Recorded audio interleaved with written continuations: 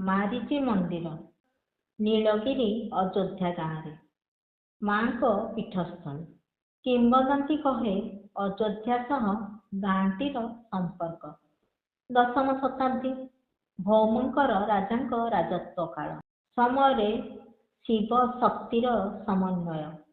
ତାଙ୍କ ପୂର୍ବରୁ ଚନ୍ଦ୍ରବଂଶୀ ରାଜା ହରିପାଠ ତଥା ବୌଦ୍ଧମାନେ ପୂଜା କରୁଥିଲେ।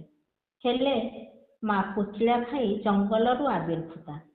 ଏହା ଥିଲା ଏକ ତନ୍ତ୍ରପୀଠ, ଆଜି ଯାହା ଏକ ଶକ୍ତିପୀଠ।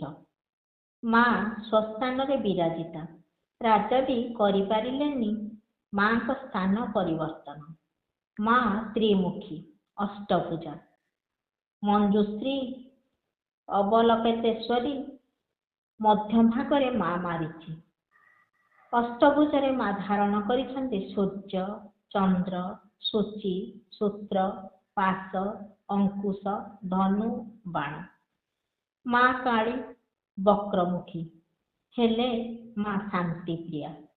ମାଙ୍କ ସମ୍ମୁଖରେ ଅଛନ୍ତି ପଶ୍ଚିମମୁଖା ମହାଦେବ।